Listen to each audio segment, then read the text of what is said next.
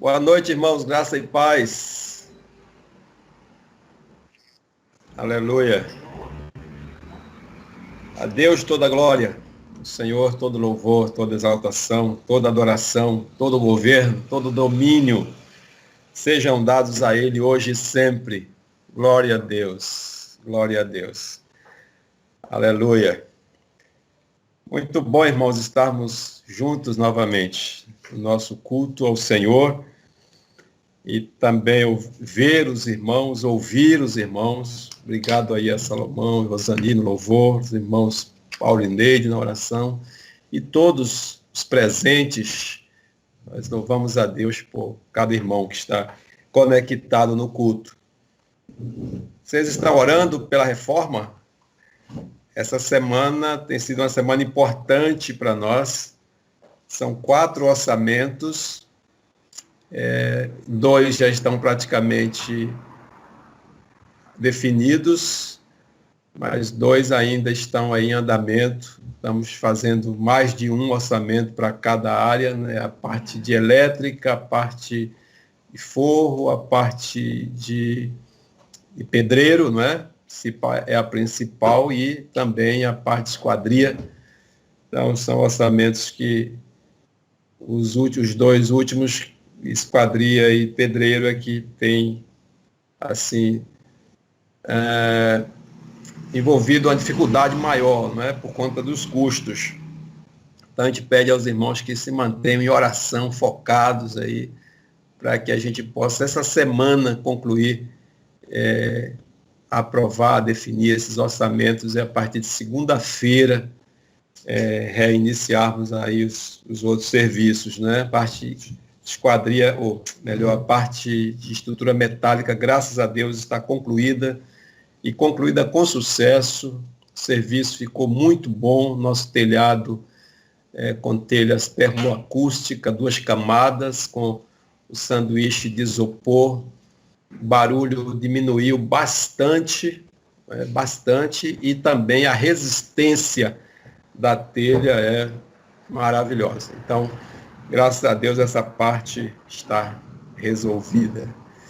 Glória a Deus por isso. Também peço aos irmãos que sigam em oração. Depois da palavra, eu quero ouvir Sinésio.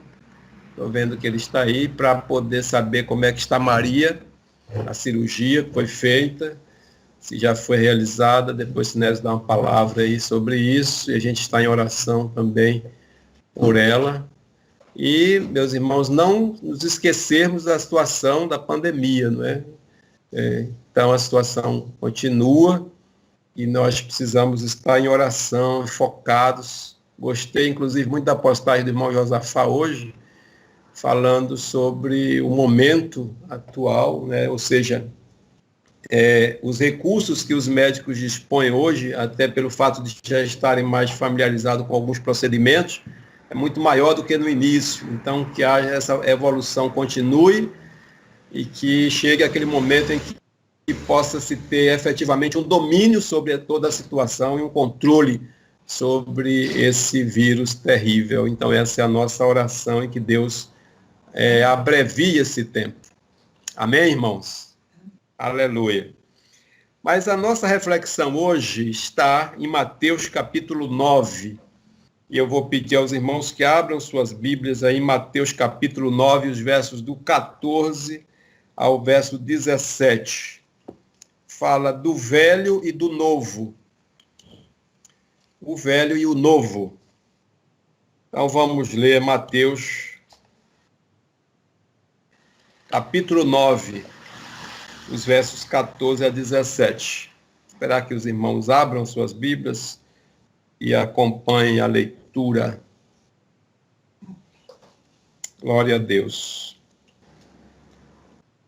Leiamos.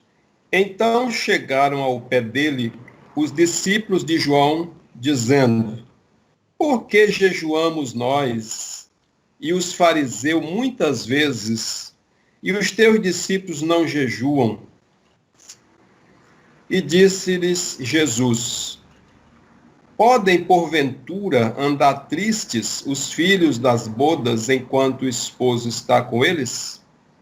Dias Porém virão em que lhe será tirado o esposo, e então jejuarão. Ninguém deita remendo de pano novo em vestes velha, porque semelhante remendo rompe a veste e faz-se maior a rotura. Nem se deita vinho novo em odres velhos.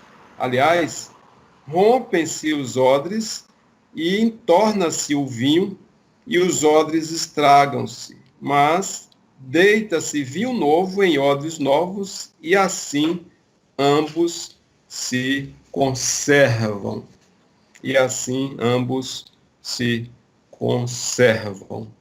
Glória a Deus. Muito obrigado, Pai, por tua palavra abençoadora, que essa palavra seja o nosso alimento, a nossa nutrição no culto. Pedimos essa bênção ao Senhor, agradecidos em nome de Jesus Cristo. Amém. Aleluia. A questão aqui começa com uma pergunta, uma interrogação, uma inquietação dos discípulos de João. João tinha discípulos também, seguidores. E eles chegam para Jesus e eles querem tirar uma dúvida, satisfazer a curiosidade. É que eles, como discípulos de João Batista, jejuavam. E os fariseus também jejuavam. Então eles chegam e perguntam para Jesus, por que que os teus discípulos não jejuam como nós jejuamos e como os fariseus jejuam muitas vezes? Então Jesus responde para eles, talvez deixando eles até um pouco mais confusos do que antes. Podem, porventura, andar tristes os filhos das bodas enquanto o esposo está com eles? Será que eles entenderam isso? Será que você também entende isso? Aí ele fala, virão dias em que será tirado o esposo, então jejuarão. E aí ele fala a respeito do pano novo em pano velho e o vinho novo em odres velhos. Então, mostra aqui que não há uma combinação desses dois elementos. Então, o primeiro ponto que eu gostaria de compartilhar com os irmãos é a respeito dessa questão do jejum, porque essa foi a principal questão dos discípulos de João. Antes do exílio da Babilônia, era obrigatório, fazia parte da lei, o dia da expiação era o dia de jejum coletivo. Então, todos jejuavam no dia da expiação, aquele dia em que se levava o sacrifício animal para ser sacrificado lá no deserto, no caso no tabernáculo, e depois a prática continuou com o templo, depois que o templo de Salomão foi construído. Então, havia uma vez no ano em que era celebrado o dia da expiação. E aí havia um jejum coletivo. Depois do cativeiro na Babilônia, então aumentou-se mais algumas datas. Então Passaram a ser 4 datas no ano em que havia esse jejum coletivo. Claro que se alguém quisesse jejuar outras datas e outros momentos, o faria, mas assim, oficialmente mesmo para a nação havia esse jejum coletivo 4 vezes no ano. E essa prática se estendeu até o tempo de Jesus. E todos sabiam disso. Já os fariseus, a seita, porque os fariseus eram uma seita dentro ali do contexto de Israel, é uma religião, como eles chamavam, uma seita, né? Eles eram um pouco mais rigorosos, um pouco mais exagerados, então eles jejuavam 2 vezes por semana. Aí você pode constatar isso ali na parábola do fariseu e do publicano. Ele fala ali, jejuamos 2 vezes por semana. Faziam isso assim, de uma forma explícita, para que todo mundo visse. Jesus chama a atenção deles a respeito dessa questão. Os irmãos já devem ter lido, quando Jesus diz que não é necessário você jejuar deixando com que as pessoas percebam que você está jejuando. Então, Jesus fala a respeito da motivação do jejum. Por que que eu jejuo?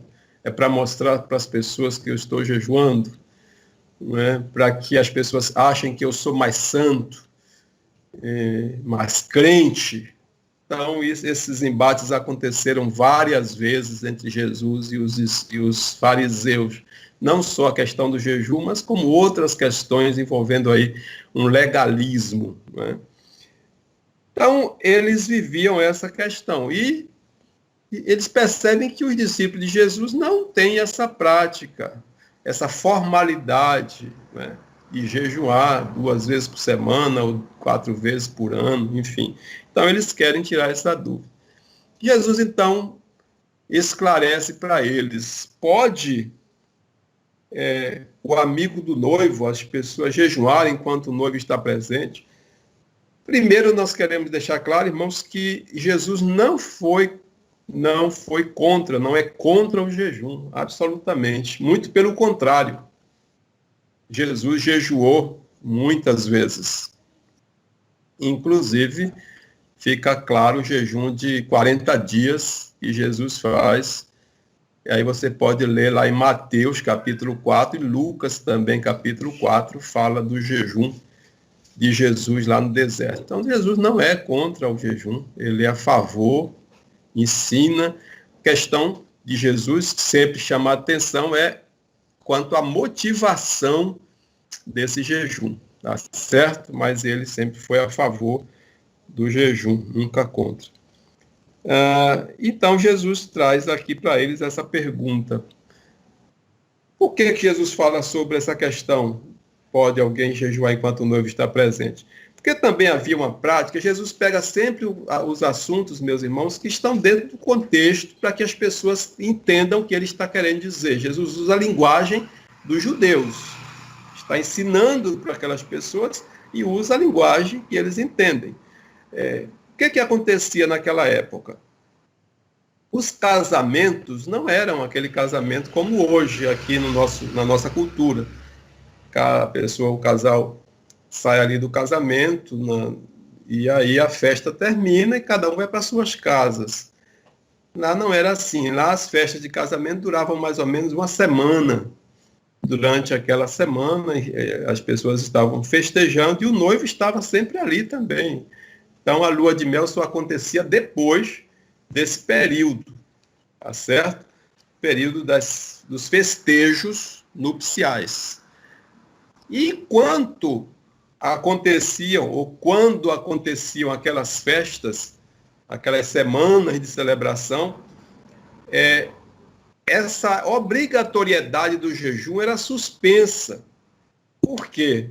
Porque o jejum pressupõe um certo momento de reflexão, de tristeza. Por exemplo, os discípulos de João, eles jejuavam por conta do arrependimento dos seus pecados. Então, eles lamentavam e jejuavam e choravam por causa dos pecados. Então, era um ato de arrependimento, se colocar saco e cinza, né, como se usa muito essa linguagem no Antigo Testamento, ou seja, uma manifestação de humilhação pelo pecado. Então, aquelas pessoas ficavam ali aquele período de bastante reflexivas e tristes mesmo. Né? Não havia festa, não tinha como você estar jejuando e estar festejando, estar se alegrando. Não combinava uma coisa com a outra. Mas naquele período de festas, então, eles estavam desobrigados desse compromisso de jejuar, porque eles estavam dedicados àquela celebração. Agora, quando o noivo se recolhia, acabavam-se os festejos, eles voltavam aos jejuns. Então, Jesus usa essa figura. Quando o noivo está presente, então não precisa jejuar, vocês estão desobrigados, não é isso que acontece? Pergunta para eles.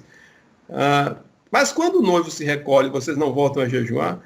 Então, meus discípulos, eles não estão jejuando agora porque o noivo está presente, Jesus falando de si. Deu para os irmãos entenderem isso aí. Então, se eu estou presente, eles estão desobrigados desse compromisso. Mas vai chegar um momento que eu vou sair de cena, fisicamente, aí eles terão que jejuar.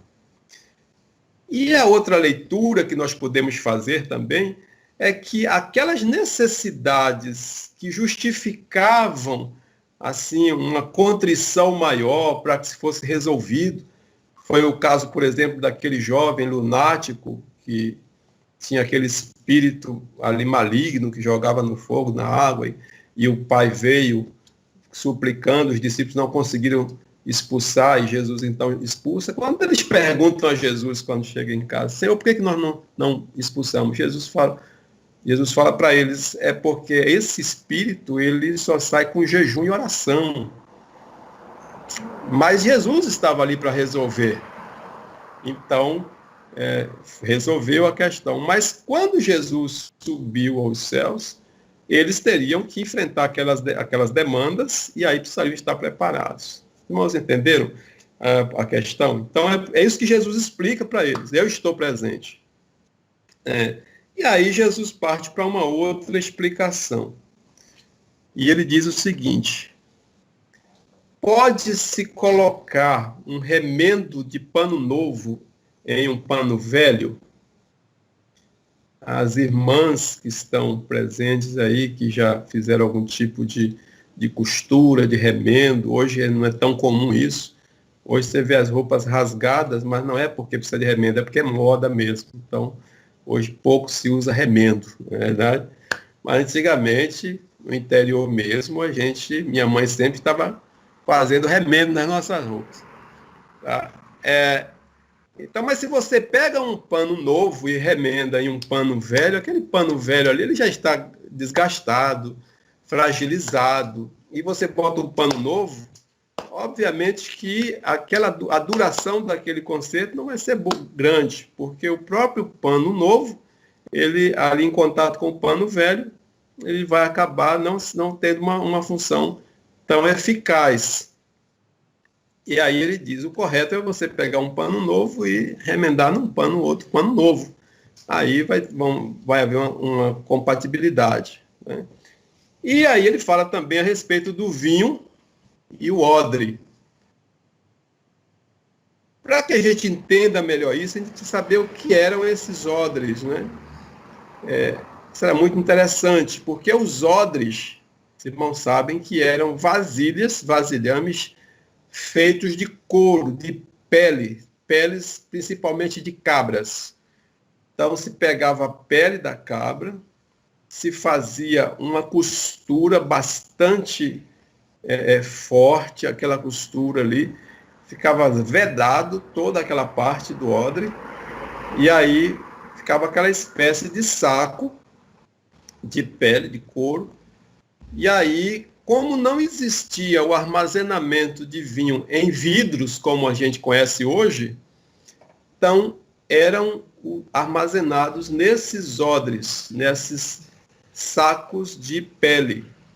E aí eles ficavam ali por muito tempo. Só que o que acontece com a uva?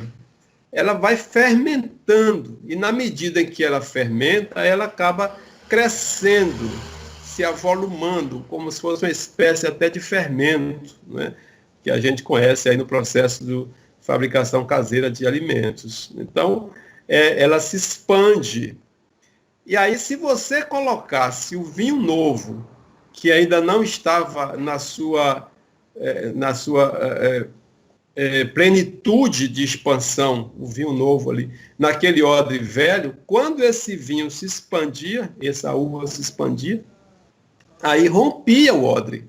O odre não tinha resistência para isso. O que acontecia? Você tinha que colocar o vinho novo no odre também novo, porque esse odre novo ele tinha uma resistência muito maior, e aí, então, ele não se rompia com o vinho novo. Jesus usa essa figura para explicar algo muito importante a respeito da nova dispensação e da antiga dispensação. Da dispensação da lei e a dispensação da graça. Ele fala de dois tempos distintos. tempo da lei, e aí simboliza esse odre antigo, e o tempo da graça, nova aliança, que é esse vinho novo. E as duas coisas não podem andar juntas. Se você ler o livro de Gálatas, por exemplo, a carta de Paulo aos Gálatas, a gente vai entender claramente isso. Paulo falando sobre essa questão. Porque aqueles irmãos da Galácia, eles queriam conciliar a nova dispensação, que é a dispensação da graça, com os ritos da lei. Então, por exemplo, não, eu sou um cristão, eu aceitei Jesus como meu salvador, mas eu tenho que me... aquele procedimento dos judeus, lá que acabei esquecendo agora, a circuncisão, obrigado, e tenho que me circuncidar, eu tenho que guardar a questão das datas, dos rituais da lei, eu tenho que fazer tudo isso, porque eu sou um judeu, tenho que ser um judaizante. Então Paulo fala, não, gente, se você está em Cristo, você é uma nova criatura. Você tem que estar na dispensação da graça e não permanecer preso aos rituais da lei. Você está livre do jugo da lei. Né? É o que ele fala, inclusive, para lá aos romanos. Agora, não, nenhuma condenação há para os que estão em Cristo Jesus, que não estão debaixo da lei, do jugo pesado da lei. Então, uma coisa é uma coisa, outra coisa é outra coisa. São duas dispensações. Ou seja, a lei deu lugar à graça de Deus. A lei de Deus deu lugar à graça de Deus. A dispensação da graça, ela substitui a lei, porque a lei vigorou até Cristo. Claro, e a gente já falou isso outras vezes, é preciso que os irmãos entendam, Jesus não anula a lei, Jesus não invalida a lei, mas ele mesmo se torna o cumprimento da lei cerimonial. Ele é o cordeiro que se sacrifica. Antes, você precisava sacrificar um animal, e o sangue daquele animal representava o perdão dos nossos pecados. Isso era feito uma vez por ano, o dia da expiação, que a gente já falou. Então, se recorria a esse recurso para atenuar, mitigar essa questão do pecado que havia no coração do ser humano. Mas em Cristo, essa lei ela foi cumprida. Cristo foi o Cordeiro de Deus que tira o pecado do mundo. Ele se tornou o único sacrifício por todos. Então não existe mais a necessidade dessa lei cerimonial. Mas a lei moral, ela permanece. E aí é só a gente ver o que Jesus fala a respeito disso, no Sermão da Montanha. Ele diz, visto que foi dito, eu porém vos digo. Então há como que uma atualização dessa lei moral, né? Mas não extingue a lei moral. Tanto que os dois grandes mandamentos da lei, como Jesus foi interrogado a respeito disso, Jesus explica claramente. Ele diz, olha, os dois principais mandamentos amai a Deus com todo o teu coração, toda a tua alma, todo o teu entendimento e todas as tuas forças, e ao teu próximo como a ti mesmo. Então, esses dois mandamentos, eles acabam cumprindo toda a lei moral, certo? Agora, eu estou debaixo da graça. Cristo foi o sacrifício. Hoje eu não preciso recorrer à lei cerimonial, eu não preciso recorrer a todos aqueles rituais de legalismo que envolvia o cumprimento da lei, porque eu tenho Cristo. Eu estou em Cristo. Ou seja, a salvação não depende mais desses rituais e desses... o cumprimento desses princípios, dentro aquelas leis que foram estabelecidas lá em Levíticos, que a gente pode ver em Êxodo também. Não, hoje eu tenho a graça. E Paulo fala exatamente isso. Pela graça sois salvos. Então é a graça. Ou seja, meus irmãos, Jesus traz uma nova ordem, que é essa ordem de um novo estado daquele que está em Cristo.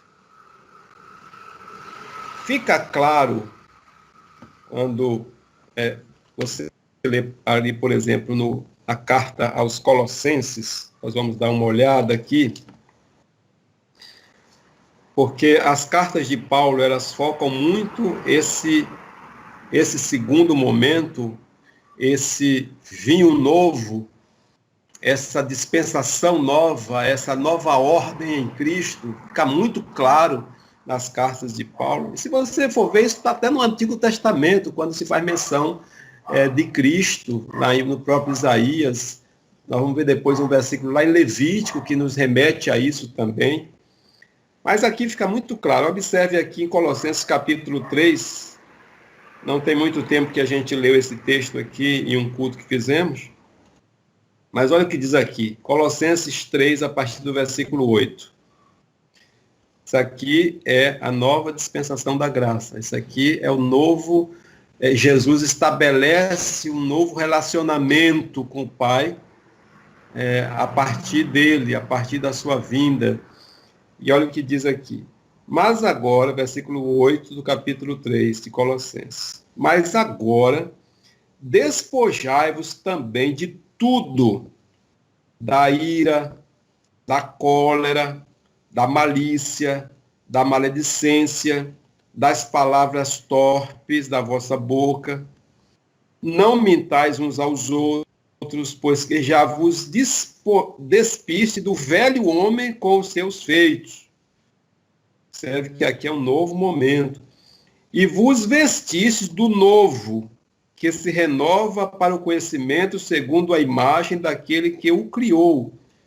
Irmãos, isso é muito importante, preste atenção. O que é que a Bíblia diz lá em Gênesis? Que nós fomos criados à imagem e semelhança de Deus. Não é isso que está escrito? E olha o que Paulo está dizendo aqui. Em Cristo, nós retornamos a essa imagem, ou seja, recuperamos essa imagem, recuperamos essa identidade. E vos vestis, versículo 10, e vos vestistes do novo que se renova para o conhecimento segundo a imagem daquele que nos criou. Ou seja, você está voltando em Cristo à sua posição original, que foi perdida, certo? Aí ele continua, onde não há grego, nem judeu, circuncisão, nem incircuncisão, bárbaro, cita, servo ou livre, mas Cristo é tudo em todos. Olha aí a nova ordem. Hoje, agora, Cristo é tudo em todos. Não há mais barreira, não há mais distinção de nação, não é o fato de ser judeu, mas ele está dizendo todos em Cristo agora são herdeiros da promessa. Verso 12, revesti-vos, pois, como eleitos de Deus, santos e amados, de entranhas, de misericórdia, de benignidade, humildade, mansidão e longanimidade, suportando-vos uns aos outros e perdoando-vos uns aos outros, se algum tiver queixa contra outro, assim como Cristo vos perdoa, assim fazei vós também. Observe que já muda o comportamento, porque lá era dente por dente, olho por olho. Então, se você agredisse, você teria que ser agredido. A lei impunha esses rigores. Então, aqui já muda completamente. Jesus está dizendo, ou Paulo está falando, que Jesus falou lá no Sermão da Montanha, está sendo reproduzido por Paulo. Sobre tudo isso, revesti-vos de amor, que é o vínculo da perfeição, e a paz de Deus, para a qual também fostes chamados em um corpo. Que corpo é esse? Corpo de Cristo, que é a igreja. Domine em vossos corações e sede agradecidos. Aí ele diz, verso 16, a palavra de Cristo habite em vós abundantemente, em toda a sabedoria, ensinando-vos, admoestando-vos uns aos outros, com salmos, hinos e cânticos espirituais, cantando ao Senhor com graça em vosso coração. E quando fizerdes por palavras ou por obras, fazei tudo em nome do Senhor, dando por ele graças a Deus Pai. Essa é a nova ordem. É aquele que está em Cristo, que é filho em Cristo. Ele recupera essa identidade, ele volta a essa posição. Então é isso que Jesus está dizendo, meus irmãos. Esse vinho novo, ele não pode ser colocado no odre velho, ou seja, você não pode juntar a graça com a lei. Você não pode estar na graça, mas preso à lei. E isso nos diz algo muito profundo, que muitas vezes as pessoas optam por estar em Cristo, elas aceitam Cristo como seu Salvador, elas dizem sim para Jesus, mas elas continuam vivendo aquela mesma situação que viviam antes, carregando os mesmos fardos, dentro dos mesmos julgos. Eu já falei isso, acontece esse testemunho, talvez mais de uma vez, na igreja, daquele homem que estava, isso ilustra bem o que eu estou querendo dizer. O homem está lá na beira do caminho para pedir carona, ele está com um fardo nas costas, ali, aliás, com um saco ali do lado dele. E aí vem o carroceiro e dá carona para ele. Ele aí sobe na carroça e pega aquele saco e coloca nas costas e continua com o saco nas costas em cima da carroça. O carroceiro olha para trás e chama a atenção dele aquilo. Por que o senhor não bota o saco embaixo e o senhor continua com esse saco nas costas? E ele falou, não, eu achei ser assim, abusar da bondade do senhor, o senhor me dá essa carona e eu ainda botar esse saco na sua carroça. Então, por isso que eu estou levando o saco. Tem pessoas que agem dessa forma, irmãos. Já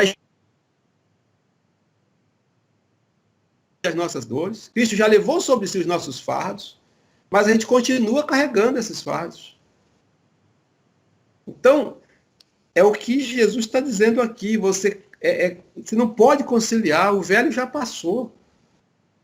A lei, com todo o seu legalismo, com todas as suas ordenanças, não é que você não use o Velho Testamento, né? A questão não é essa, o Novo Testamento, o Primeiro Testamento, ele é Bíblia, como também o Novo Testamento é. Mas justamente para nos mostrar essas questões, que em Cristo nós somos uma nova criatura, que as coisas velhas passaram e que tudo se fez novo. Então, não pode se misturar o novo com o velho. Por que você não pode misturar? Porque acaba deixando tudo velho. Isso é importante a gente entender, meus irmãos, porque será que não tem coisa na sua casa que não tem nenhuma utilidade mais, você continua guardando aquilo? Você nunca vai usar para nada, mas você está guardando, ocupando espaço que poderia ser usado para alguma coisa nova. Imagine se você compra um sofá novo, aí leva para sua casa. Só que na sua sala tem um sofá velhinho, acabado. E você comprou um sofá novo. Aí você diz assim, eu vou botar o sofá novo, mas eu vou deixar o meu sofá velho aqui. Porque eu gosto do meu sofazinho velho. A sala continua velha. Ou seja, o novo, o velho tem que dar lugar ao novo. E isso vale também para a nossa vida espiritual. Se Cristo entrou na sua vida, aquelas coisas que faziam parte da velha natureza, da antiga ordem, do sistema de coisas, ela tem que sair para dar lugar a Cristo. Se existe uma coisa que Deus exige de nós, irmãos, e Ele exige algumas, mas é exclusividade. Eu já ouvi alguém dizer que coração não é dízimo para você dar 10% a Deus. Coração tem que ser 100%. Né? Eu não posso dar metade do meu coração para Deus. E eu vi isso na Coreia. de forma bem negativa, né? Nós fomos visitar um templo budista para conhecer a filosofia, a cultura. Geralmente, as 3 viagens que eu fui, 2 delas a gente visitou alguns templos budistas para conhecer. E você entra, tem palestra ali, eles explicam como é a história e tudo. E para conhecimento mesmo. A gente entra ali em oração, o ambiente é pesado mesmo. E aquele homem que estava, geralmente eles designam um monge para receber os visitantes, e aquele monge recebeu a nossa equipe, nosso grupo, e aí fizeram algumas perguntas para ele. E uma das perguntas foi o que ele achava de Deus, de Jesus Cristo. Um irmão, me parece que do Panamá, assim, com essa curiosidade, perguntou. E aí ele disse, o meu coração é 50% Buda e 50% Jesus. Eu amo também Jesus como vocês amam, mas eu amo Buda. Não tem como, irmão, você ter o coração dividido. É Cristo. Amém? É Jesus 100%. Glória a Deus. Então, você não tem como unir o novo com o velho. É isso que Jesus está dizendo. Se você tem um vinho novo, você tem o privilégio de ter o vinho novo. Então, põe esse vinho novo em um odre novo, porque a sua vida, olha que coisa linda. A sua vida, quando você recebe Cristo, ela é uma nova vida. Então, essa graça tem que estar habitando em uma casa, em um templo, em um habitar novo. Por isso que a Bíblia diz que o nosso corpo é o templo do Espírito Santo.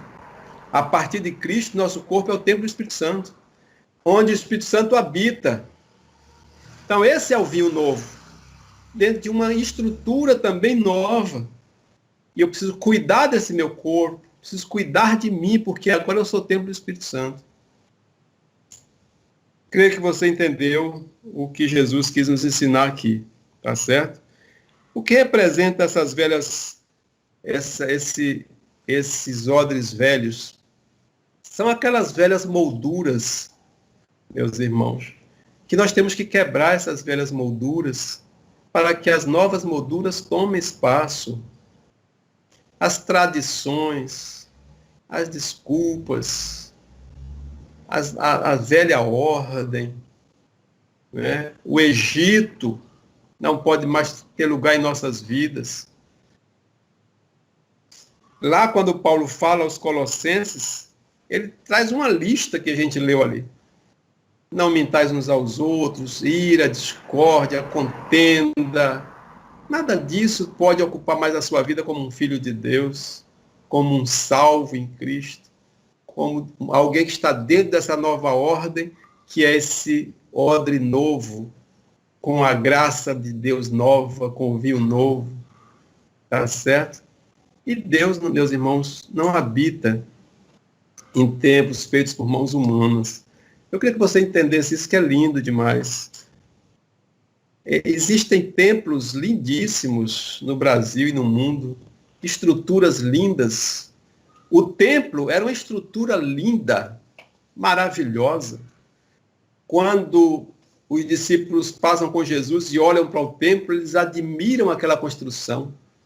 E eles falam, que coisa linda. Jesus disse, vocês não estão vendo isso aí? Não vai ficar pedra sobre pedra. E não ficou mesmo. Você passa hoje lá em Jerusalém, só tem a encosta, o muro das lamentações. Porque foi tudo por água, desceu tudo, os escombros, né? Mas Jesus estava apontando para eu e você como sendo o templo que Deus habita. Olha que coisa maravilhosa. Nós somos o templo. Não sabeis, sois o templo? Não sabeis, sois o templo? Não sabeis, sois o templo, se és o templo onde habita Deus. O poder, o louvor e a glória estão no templo onde habita Deus. É um cântico lá das antigas. Então, essa questão do legalismo, das tradições, das obras, essas coisas, todas são molduras velhas que precisam ser quebradas para que as novas molduras tomem lugar e você seja esse odre novo, com a graça de Deus nova. Quais eram as nossas motivações? Elas mudam agora. O que nos alegrava antes? Não nos alegra mais hoje. Isso é claro, é uma realidade que você pode testemunhar, porque eu sou testemunha disso. Eu gostava das coisas lá do mundo, mas hoje já não tenho mais prazer por isso. Irmãos, com toda franqueza e sinceridade do meu coração, não estou dizendo isso para me gloriar, não, mas não tenho mais nenhum prazer, nenhuma disposição, pessoas do mundo. Hoje eu tenho dificuldade com programas de televisão, alguns deles, tenho dificuldade com comportamentos, sabe, do mundo. A gente ama as pessoas e deve amar em Cristo, mas eu tenho dificuldade hoje. Vejo uma pessoa fumando, me dá uma inquietação, sabe? Uma pessoa bebendo, tomando álcool, e eu fazia tudo isso. Entendeu, irmãos? Por quê? Porque somos novas criaturas em Cristo Jesus. Então, nos identificamos com Cristo. Se você é de Cristo, você se identifica com Cristo. Se você é de Deus, você se identifica com Deus. Mas se você não é, não consegue se identificar. E a dificuldade do mundo é essa. Por que o mundo rejeita Deus? Por que o mundo rejeita a Bíblia? Por que o mundo rejeita a igreja? Porque não se identifica. Porque os valores são outros. Então eles são odres velhos que não conseguem se renovar, porque só Cristo faz isso. Mas quando Jesus entra, meus irmãos, muda completamente. Jesus não informa, Jesus transforma as nossas vidas. E aí isso traz novas motivações. Ele tira o velho e coloca o novo. O ambiente que estava ali com coisas antigas, esse ambiente passa a ter coisas novas. E é por isso que eu falei sobre a questão de você comprar um móvel novo e deixar o velho ali. Faço não. Tira o velho, deixa o novo. Não se apegue. Nós temos que entender que algumas coisas elas precisam passar por esse processo de desapego, de descarte. Entende? Até o nosso guarda-roupa. E aí talvez eu já estou incomodando alguns irmãos falando isso. Mas no seu guarda-roupa tem coisas que você nunca vai usar mais. Mas está ali, que você guarda todo, né? Pegando ácaros, essas coisas, né? Quando se abre, começa a espirrar. Tem coisas que não vale a pena, né, guardar. Porque isso pode ter um reflexo na sua vida espiritual também. Sabia? O ambiente externo ele pode ter um reflexo na nossa vida espiritual. Esse apego, essas coisas. Então, a palavra é o novo com o novo e não o novo com o velho. Tudo se fez novo. Tudo novo se fez. Amém? Quero encerrar com aquela ilustração que também vale para que vocês já ouviram. Talvez, não sei se todos, mas vale para esse momento. A questão do desapego. Aquela senhora que chegou para o pastor e falou: pastor, eu tirei quase um caminhão de coisas velhas lá de casa. Que não prestava, que eu não usava. Coisas boas até, mas que eu não usava mais. Eu fui tirando, um monte de coisa. E o pastor ficou todo feliz com ela. Disse, que maravilha mesmo. Descartou em algum lugar, jogou fora, deu alguém. Aí disse, não, pastor, eu levei para a casa do sítio. Botei tudo lá na casa do sítio. Ou seja, ela desapegou? Não. Só mudou as coisas de endereço, mas continua pegada àquelas coisas. Às vezes a gente faz isso na nossa vida espiritual, né? Aquela imagenzinha, aquele negocinho, vai guardando, não quero jogar fora, tal. É uma lembrança e acaba botando vinho novo em odre velho. Mas que tudo seja novo na sua vida. Amém? Em nome de Jesus Cristo. Então, pano novo, remendo novo e pano novo. vinho novo em odres novos, porque nós somos o novo de Jesus. Amém? Somos o novo de Cristo. Aleluia. Que Ele nos abençoe, nos dê graça, sabedoria, para administrarmos a nossa nova vida nele com inteligência e com a sabedoria do alto. Vamos orar. Muito obrigado, Pai,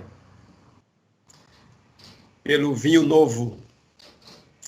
Aleluia. E pelo odre novo que o Senhor nos tornou. Esse odre novo que recebe a graça nova do Senhor. E como diz o teu servo, o apóstolo Paulo, se alguém está em Cristo, é nova criatura, porque as coisas velhas já não fazem mais parte do nosso novo momento, da nossa nova ordem em Cristo. Aleluia. Aceita a nossa gratidão, Senhor. Perdoa se ainda cultivamos coisas velhas, molduras velhas, hábitos velhos, que muitas vezes comprometem a nossa comunhão com o Senhor. Compromete o espaço do novo. Ajuda-nos, ó Pai. Queremos nos desapegar daquilo que não te agrada, daquilo que não te louva, daquilo que não é objeto de culto, daquilo que não glorifica o Senhor. Esse é o nosso desejo e a nossa oração. Ser com os teus filhos e filhas que reunidos estão aqui, cada lar aqui representado, ó Deus, cada casa dos teus filhos, abençoa. Aqueles que estão enfermos, porventura tem alguém, que o Senhor estenda a sua mão. Te apresentamos a situação do Brasil e do mundo. Ó Deus, te apresentamos as comunidades científicas, médicas, o Ministério da Saúde, ó Deus, a Organização Mundial de Saúde, os seus gestores. Te apresentamos a situação do nosso estado, da nossa cidade. Pai amado, tenha misericórdia da nossa estrutura de saúde aqui, da nossa região e do Brasil, para lidar, Senhor, com esse momento de forma, ó Deus, eficaz. Repreende essas ações do inimigo, de intrigas, de politicagem, Senhor, que só fazem atrapalhar, e muitas pessoas acabam se vitimando por conta dessas confusões de poder, de disputa. Senhor, tem misericórdia. Nós pedimos a tua misericórdia. Também te apresentamos a igreja do Senhor, para que essa igreja esteja ativa, para que possamos estar, Senhor, no lugar que o Senhor quer que estejamos, por tua misericórdia. Nós te agradecemos, também te apresentamos a igreja local, a igreja Peniel, a obra que está sendo feita, Senhor, de reforma, os recursos, que o Senhor faça multiplicar, Senhor, nossos recursos, para que possamos executar todos os serviços, sem ter que abortar nada. O Senhor é o provedor e é o dono da obra. Nós te agradecemos e oramos e abençoamos os teus filhos, em nome de Jesus, o teu Filho amado, que vive e reina para sempre. Amém.